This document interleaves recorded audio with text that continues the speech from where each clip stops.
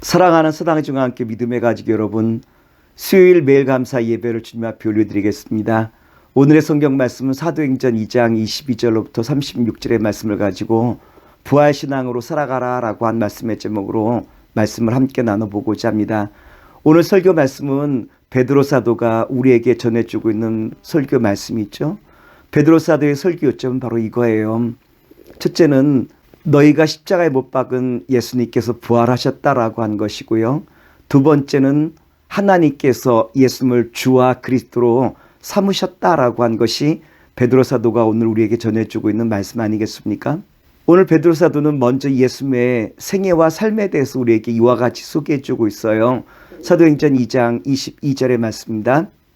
이스라엘 사람들아, 이 말을 들으라. 너희도 아는 바와 같이 하나님께서 나사렛 예수로 큰 권능과 기사와 표적을 너희 가운데서 베푸사 너희 앞에서 그를 증언하셨느니라. 예수님의 삶은 큰 권능 가운데 하나님의 권능을 나타내는 것이 예수님의 삶의 모습이었죠. 예수님께서는 설교를 통하여 기사와 권능을 모든 사람들에게 나타나셨는데, 특별히 복음서의 말씀 보면 예수님께서 안진뱅이를 일으키시고 눈먼 자의 눈을 뜨게 하시고 귀머거리의 그 귀를 열어주시고 죽은 자를 살리시며 귀신을 쫓아내시는 큰 기사와 능력을 베푸신 것이 예수님의 생애의 삶이었음을 우리에게 보여주고 있지 않습니까? 그렇다면 예수님의 죽으심은 어떻게 나타나였습니까? 사도행전 2장 23절에 보면 이와 같은 말씀이 있어요. 그가 하나님께서 정하신 뜻과 미리 아신 대로 내준 바 되었거늘 너희가 법 없는 자들의 손을 빌러 못 박아 죽였으나. 여기 보면 십자가란 하나님께서 정하신 뜻이라고 우리에게 소개해 주고 있죠.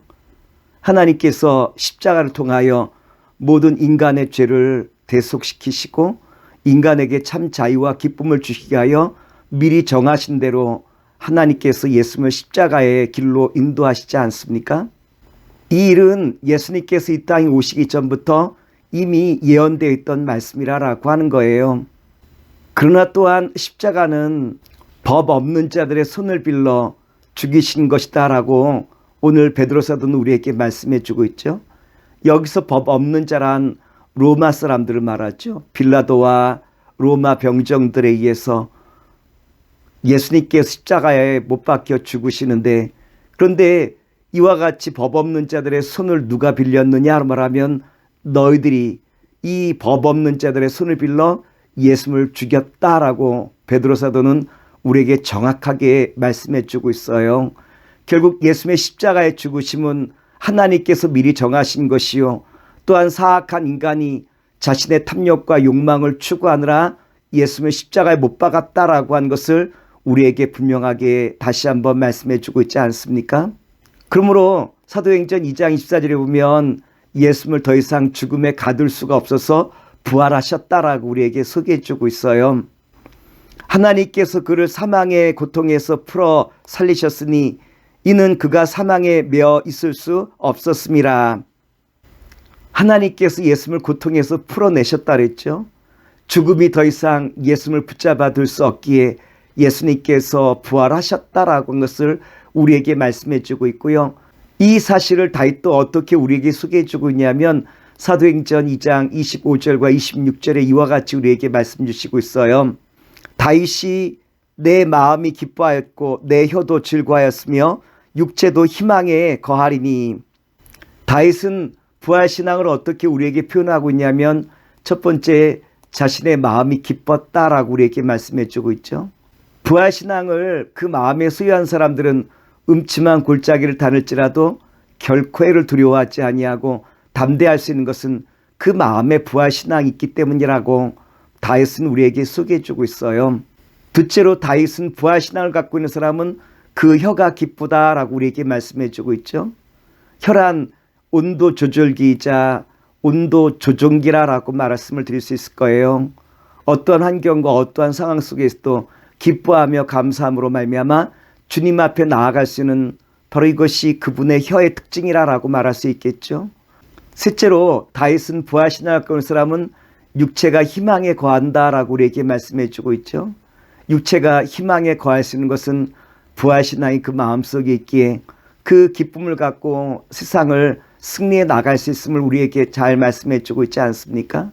사도행전 2장 33절에 보면 이와 같은 말씀이 기록되어 있어요. 하나님이 오른손으로 예수를 높이심에 그가 약속하신 성령을 아버지께 받아서 너희가 보고 듣는 이것을 부어 주셨느니라. 하나님이 오른손으로 예수를 높이셨다는 말씀은 어떠한 말씀일까요? 주님께서 사망 권세를 깨뜨리시고 예수를 부활의 기쁨과 능력으로 올리셨다라고 하는 말씀 아니겠습니까? 그러므로 오늘 부활신앙을 갖고 있는 사람은 어떠한 삶을 살아가느냐로 말하면 희망에 거할 수 있다라고 우리에게 말씀해 주고 있어요. 이처럼 하나님께서는 오른손으로 예수를 높이심으로 말미암아 모든 사망의 고통을 풀어 생명의 길로 인도하시는 생명의 주가 되심을 우리에게 다시 한번 말씀하시고 있는데, 오늘 바라기는 사랑하는 믿음의 성도 여러분, 저와 여러분들로 부활신앙을 갖고 이젠 날마다 어려움 속에서 주님이 높이시는 놀라운 역사가 저와 여러분과 교회 위에 또한 가정 위에 날마다 넘쳐나시기를 다시 한번 기도하겠습니다.